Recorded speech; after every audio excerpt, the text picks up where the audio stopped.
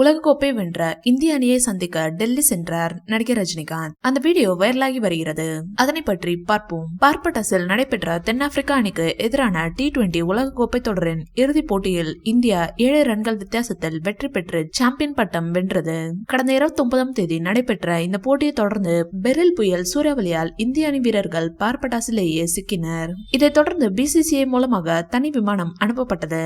இதனையடுத்து நேற்று மாலை பார்படஸில் இருந்து புறப்பட்ட இந்திய அணி வீரர்கள் இன்று காலை 6 மணிக்கு டெல்லி விமான நிலையம் வந்தடைந்துள்ளனர். 17 ஆண்டுகளுக்கு பிறகு T20 உலகக்கோப்பை டிராபியை இந்தியா கொண்டு வந்த ரோஹித் சர்மா தலைமையிலான இந்திய அணி வீரர்களுக்கு டெல்லி விமான நிலையத்தில் உற்சாக வரவேற்பு அளிக்கப்பட்டது. டிராபியை கையில் ஏந்தி வந்த ரோஹித் சர்மா டிராபியை ரசிகர்களுக்கு காண்பித்தவாறு விமான நிலையத்திலிருந்து வெளியேறி சென்றார். இது தொடர்பான வீடியோ காட்சிகள் சமூக வலைதளங்களில் வைரலாகி வருகிறது.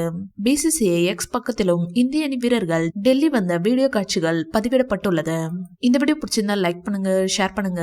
மேலும் ரஜினி சார் பற்றிய தகவல்களுக்கு எங்க சேனலை சப்ஸ்கிரைப் பண்ணுங்க.